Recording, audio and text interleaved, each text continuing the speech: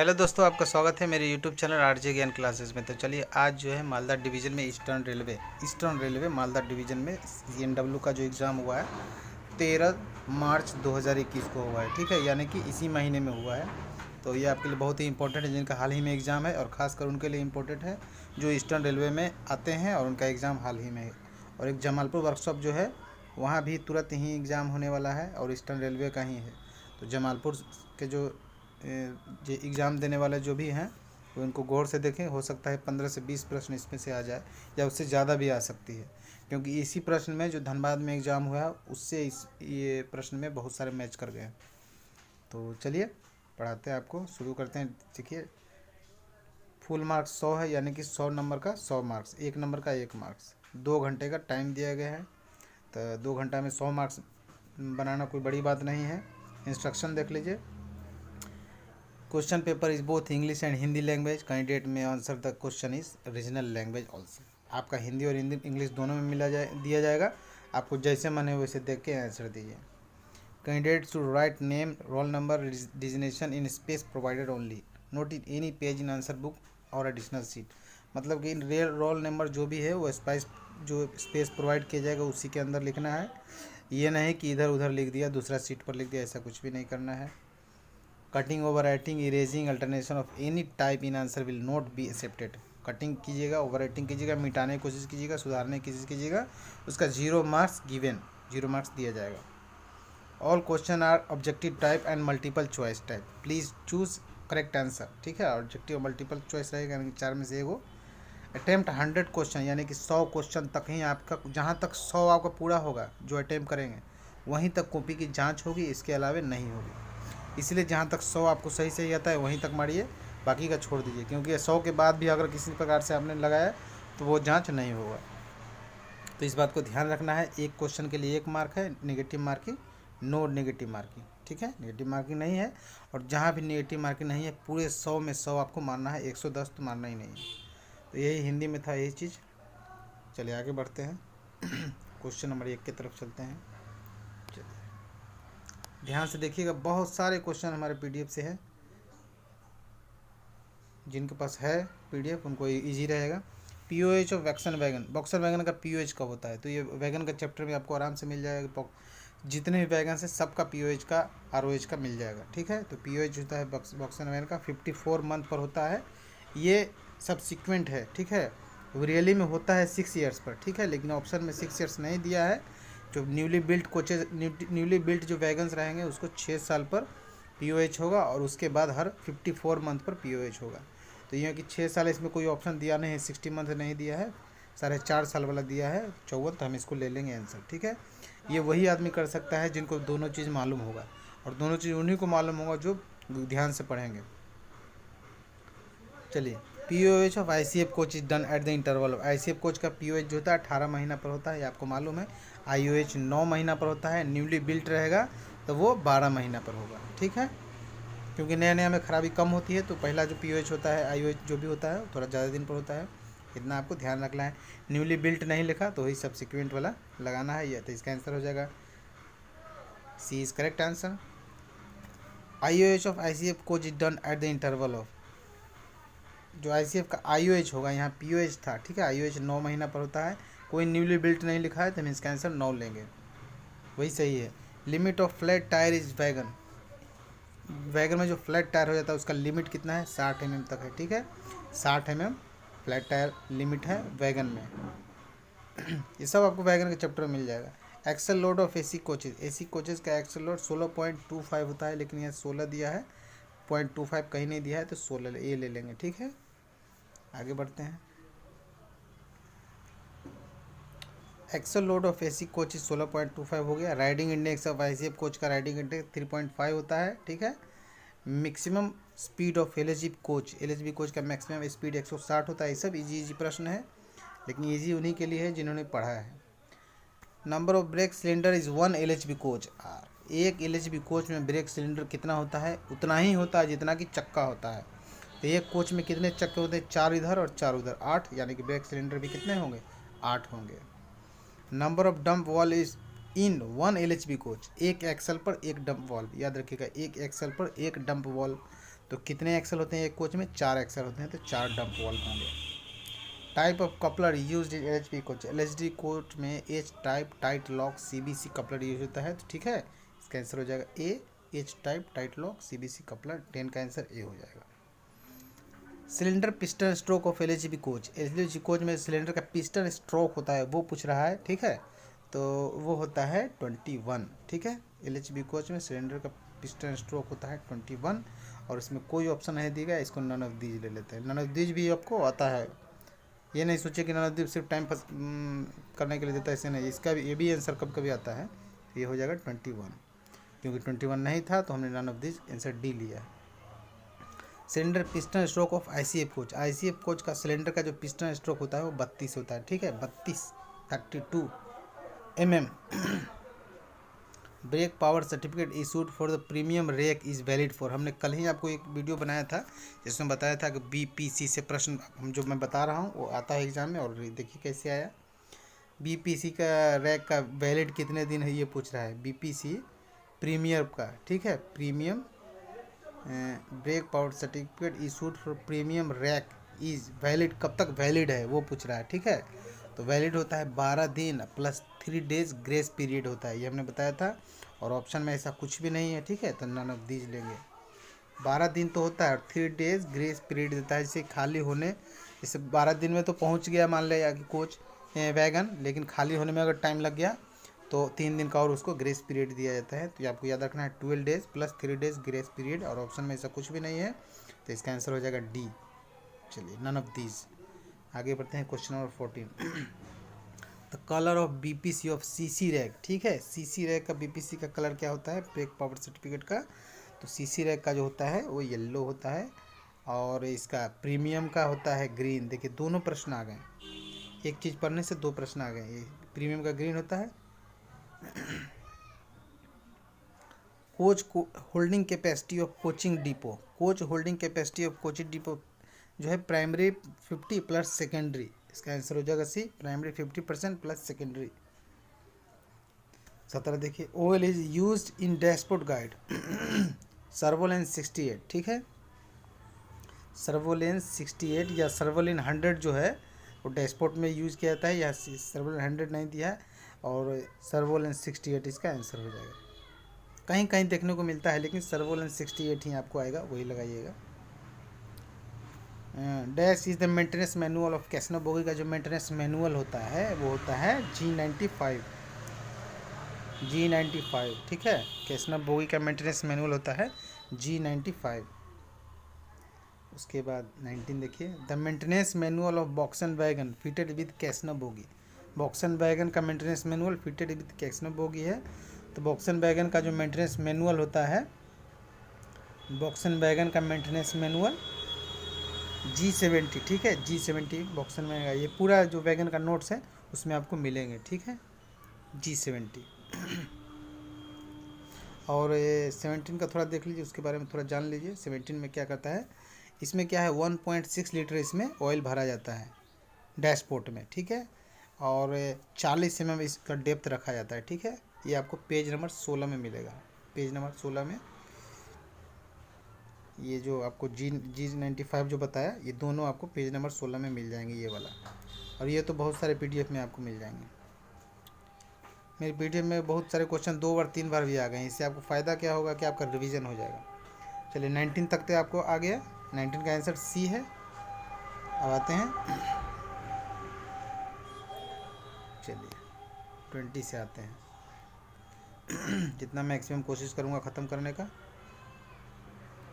The ICF buffer plunger is made of, ICF का जो buffer plunger होता है वो किससे बना होता है? ICF का जो बफर प्लंजर होता है, ये धनबाद वाले में भी आया हुआ था और इसमें भी आया हुआ है, ठीक है, तो ये कास्ट स्टील का बना होता है, ठीक है, ICF buffer plunger cast steel का बना होता है। अच्छा, 8 dimension of high speed coaches, हमने आपको 8 डायमेंशन कल ही बताया है, 8 डायमेंशन हाई स्पीड कोच का जो होता है 22 + -2, ठीक है, +2 - 0, 22 +2 - 0 होता है 8 dimension of high speed coach का। 8 डायमेंशन क्या होता है, कहाँ से कहाँ बीच की दूरी होती है, उस वैगन में क्या होता है, कोचिंग में क्या होता है, सब हमने कल के वीडियो में बताया है, आप उसको जाके देख सकते हैं। चलिए उसका जो हेडिंग है most important question and answer for LDC JEE exam के लिए, जो हेडिंग करके हमने कल ही बताया है। चलिए, DCP type fire extinguisher is suitable for extinguish, मतलब कि ये क्या है, ऑल के लिए। DCP टाइप का जो फायर एक्सटिंग्विशर है वो ऑल के लिए, पेट्रोल के लिए, इलेक्ट्रिक के लिए, डीजल के लिए। और सेफ्टी और प्रिकॉशन का हमने आपको बताया था, PDF से पढ़ाया था, उसमें आपको बताया था कि A type, B type, C type, D type का जो एक्सटिंग्विशर होता है वो किस तरह के आग को बुझाने के लिए काम आता है। चलिए 23 देखिए, there are dash number of laboratory in LHB coach में। लेबोरेटरी मतलब बाथरूम, कितना होता है, 4 होता है। आगे देखते हैं 24, minimum buffer height of goods wagon. Goods wagon का मिनिमम बफर हाइट पूछ रहा है तो A, ठीक है, यानी कि 1030। गुड्स एंड वैगन का मिनिमम बफर हाइट पूछा 1030। और ये आपको क्वेश्चन नंबर 19 में मिलेगा, जो हम आपका डिपार्टमेंटल करके एक हमने नोट्स दिया है आपको, डिपार्टमेंटल एग्जाम जिसका हेडिंग है डिपार्टमेंटल। आप सर्च में मारिएगा तो नोट्स आपके सामने हाजिर हो जाएगा, उसका क्वेश्चन नंबर 19, ठीक है। यहाँ 24 है तो इसका 24 का A हो जाएगा। 25 का देखिए, minimum wheel dia of Casnub bogie, ये वही मटेरियल में से आया जिसमें से 48 नंबर मिल गया था धनबाद डिवीज़न में, याद रखिएगा, वही मटेरियल में से ये भी आया है। तो minimum wheel dia of Casnub bogie का मिनिमम व्हील डाया कितना होता है वो आपको पूछ रहा है B, तो 906 mm होता है मिनिमम, ठीक है। और ये भी आपको प्रश्न नंबर 20 है, क्वेश्चन नंबर 20 है, देखिए कंटिन्यू आ गया है। उसके बाद condemning height of elastomeric pad, ये भी धनबाद में आया हुआ था और यहाँ भी आया हुआ है। और ये आपको क्वेश्चन नंबर 21 है, ठीक है, क्वेश्चन नंबर 21 है, ये 42 होता है, यानी कि PDF में क्वेश्चन नंबर 21 है, जो कि मिल गया है एकदम सेम ऑप्शन सहित। आप जाके PDF मेरा देखिएगा। और ये क्वेश्चन हम नहीं बनवाया हूँ, आप में से में किसी हम लड़के ने हमको भेजा है। चलिए 27 देखते हैं। 27 में क्या है, dash bearing is used in UIC bogie. UIC में कौन सा बियरिंग यूज किया जाता है, सिलेंड्रिकल बियरिंग यूज किया जाता है, ठीक है। और ये भी आपको क्वेश्चन नंबर 22 है, वो PDF में क्वेश्चन नंबर 22, यहाँ 27, मतलब कि 19 से लेके और 22 तक कंटिन्यू लड़ गया है क्वेश्चन। तो इस तरह से तैयारी कीजिएगा तो आपका काम हो जाएगा। और जो PDF वो वाला है, जो पहले भी हम इंस्ट्रक्शन करके आपको दिए हैं कि एक क्वेश्चन उसमें इंपॉर्टेंट है, ज़्यादा नहीं, लगभग 300 प्रश्न है या 400 होंगे। और पूरा क्वेश्चन उसमें से आता है, हर एग्ज़ाम में से 20-25, उसमें तो 48 मिल गया था धनबाद डिवीज़न वाले में, इसमें भी बहुत मिल रहा है। तो उस वीडियो को ज़रूर पढ़िए, पूरा रट लीजिए, एक भी आपको छूटना नहीं चाहिए। चलिए हम कहाँ थे, 27 की तरफ थे। Permissible variation in wheel dia of same Casnub bogie of a wagon is. Permissible variation in wheel dia of same bogie अगर कहे, सेम बोगी मतलब एक ही बोगी में व्हील डाया, 4 व्हील है ना, चारों व्हील के डाया में कितना का डिफरेंस होगा तो काम चलेगा, ठीक है। तो 13 होगा, 13 mm का जो है डिफरेंस रहेगा तो काम चलेगा एक ही बोगी में। अब एक ही एक्सल में पूछ सकता है, एक ही एक्सल में अगर पूछे तो 0.5, ठीक है, 0.5 में। चलिए, permissible limit of sharp flange of wheel is, पर शार्प फ्लेंज का परमिसिबल लिमिट कितना होती है ये पूछता है। व्हील का डिफेक्ट है ये, sharp flange, thin flange, root सब ये जो है इसका डिफेक्ट है।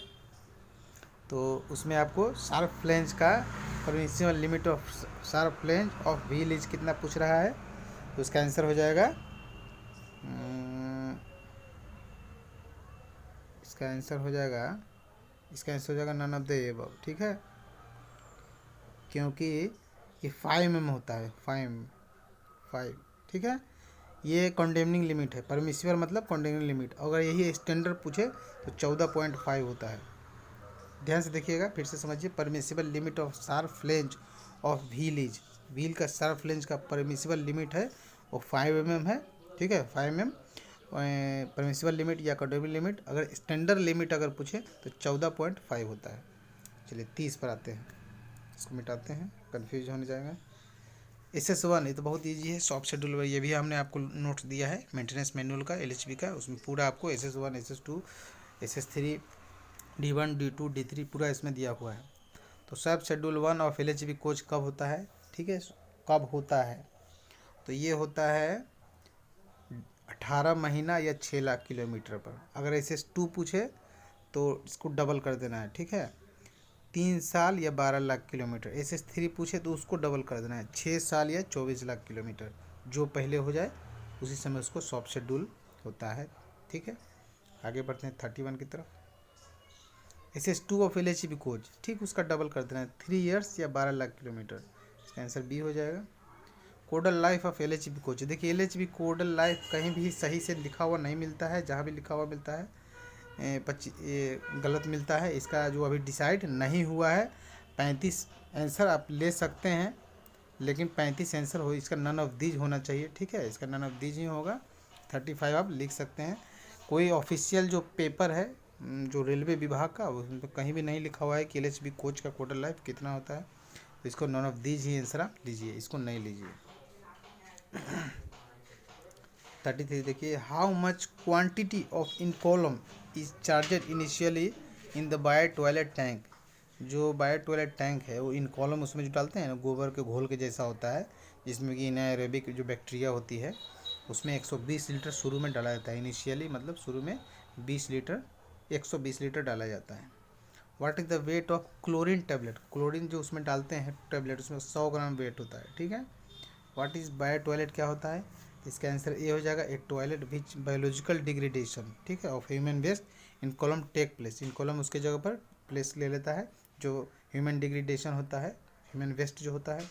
तो इसका 35 का ए हो जाएगा। 36 देखिए, what is the name of bio toilet bacteria. Bio toilet का जो बैक्टीरिया होता है उसका क्या नाम है, उसका एनाएरोबिक होता है। ध्यान रखिएगा, एरोबिक देख के आपको कन्फ्यूज भी कर सकता है। इसका एनाएरोबिक होगा। The standard wheel gauge of passenger broad gauge coaching stockage. Passenger broad gauge का कोचिंग का जो स्टॉक होता है उसका स्टैंडर्ड व्हील गेज कितना होता है ये पूछ रहा है। तो स्टैंडर्ड व्हील गेज 1600 में होता है, 1600 + 2 - 0, ठीक है। आगे बढ़ते हैं। What is the transportation code of inspection carriage का RA होता है, ठीक है। RA ट्रांसपोर्टेशन कोड उसका इंस्पेक्शन कैरेज का RA होता है। उसके बाद 39 देखिए, transportation code of pantry car. Pantry car का तो CB होता है, लेकिन W लग गया तो WCB हो गया, यानी कि वेस्टिबुल। तो इसका आंसर हो जाएगा C, ठीक है। CB भी कहीं है तो आप लगा सकते हैं, CB भी आंसर होता है इसमें। Which part is not use in ICF trolley. ICF trolley में कौन सा पार्ट यूज नहीं होता है। डैशबोर्ड तो आपको मालूम है, साइड बैरियर भी मालूम है, शॉक एब्जर्वर भी मालूम है, थोड़ा सा क्लीन नहीं है, लेकिन जो मेरे पास आएगा मैं उसी से वीडियो बनाऊंगा। वेड्स ब्लॉक जो होता है, वेड्स ब्लॉक लकड़ी का इस तरह से बना हुआ ब्लॉक होता है, ठीक है। आपने कभी देखा होगा, ट्रेन को रोकने के लिए काम आता है, चक्के पर नीचे लगा देते हैं, जिससे क्या होता है गाड़ी रुक जाती है। ये सब वर्कशॉप वगैरह में आपको देखने को मिलेगा। तो ये तो ऐसे कोच में किसी काम का नहीं है, ये बाहरी का पार्ट है, इसलिए इसका आंसर हो जाएगा D। क्वेश्चन नंबर 41 देखिए, transportation code of vestibule second class 3 tier sleeper coach fitted with self generating electrical equipment. Self generating vestibule का है तो सबसे पहले W आएगा, ठीक है। सेल्फ जनरेटिंग का है तो G आएगा, ठीक है।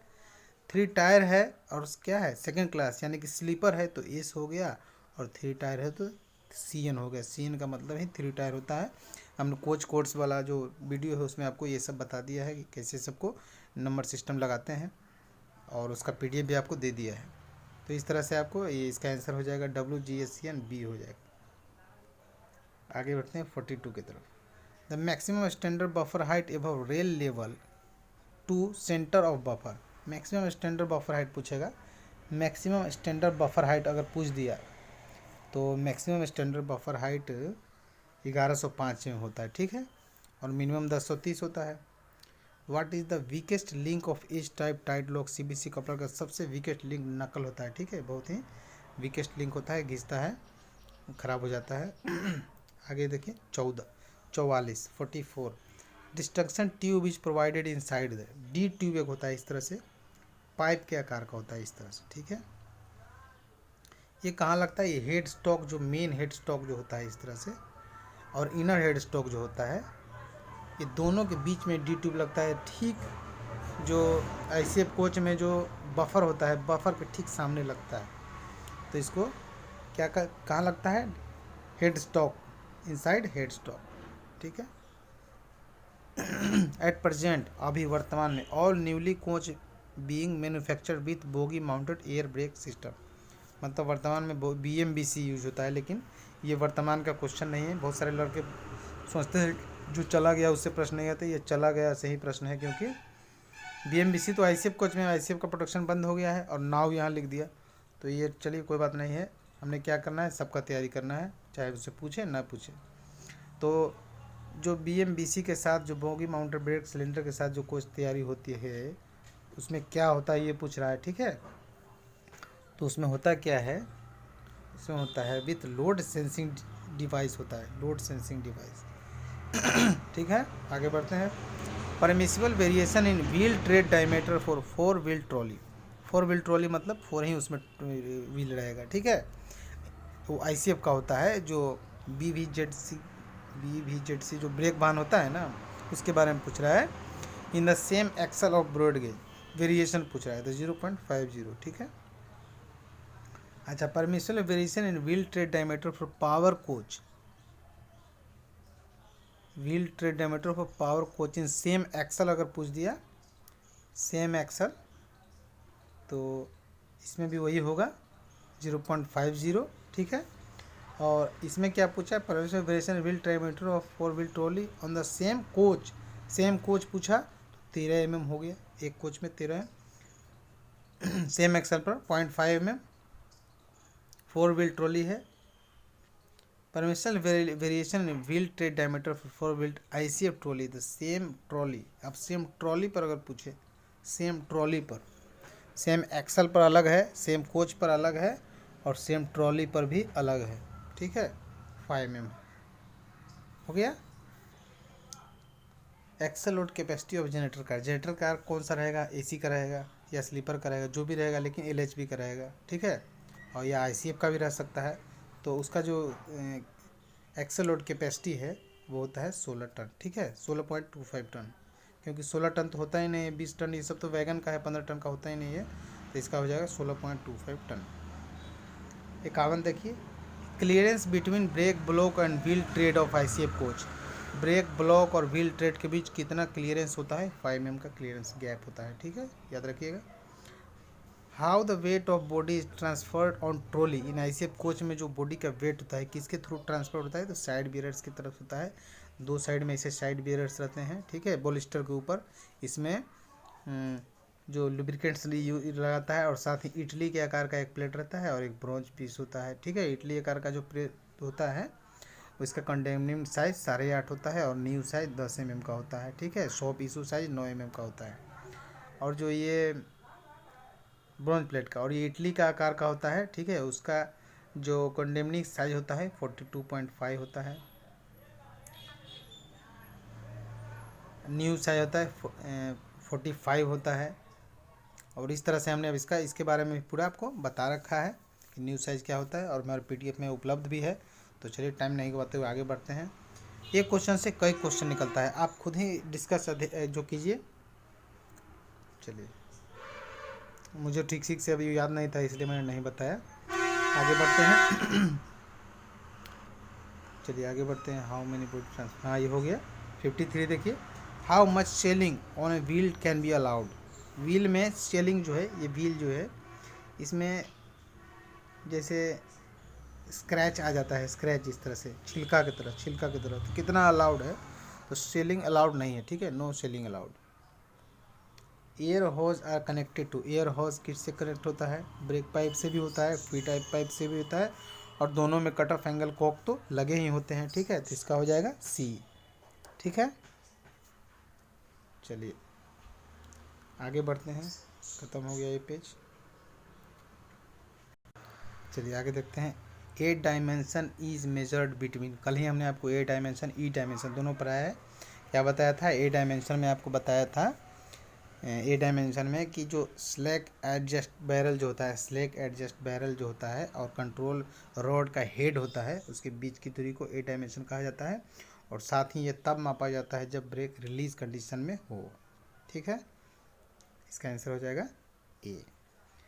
The vent hole provided in the cut off angle cock to exhaust when angle cock is close. देखिए वेंट होल जो है प्रोवाइड किया था है कट ऑफ एंगल कॉक में, तो इसका आंसर जो है 57, इसका ऑल ऑफ द एबव हो जाएगा 57, इसका ए हो जाएगा, A sorry air hose side air pressure into atmosphere. ठीक है, इसका ए हो जाएगा, डी नहीं होगा, ए होगा। चलिए आगे बढ़ते हैं। इसमें जो करेक्ट जो ऑप्शन होना चाहिए था exhaust air pressure of air hose into atmosphere. ठीक है, तो आगे बढ़ते हैं 58 की तरफ।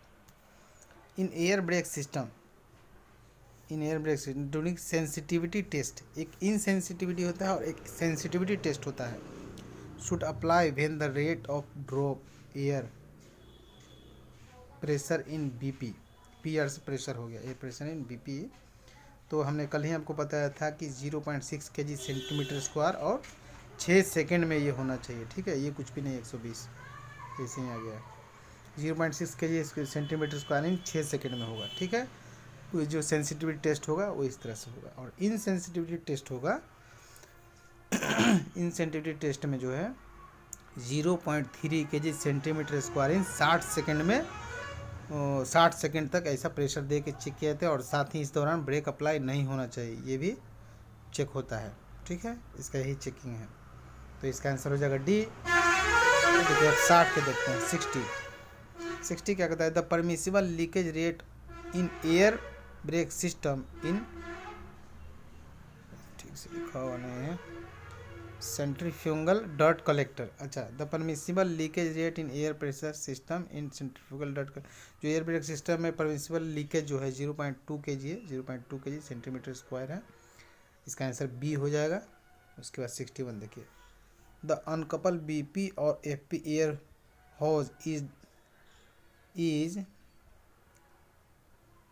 द अनकपल बीपी और या FP air hose is essential to मतलब कि द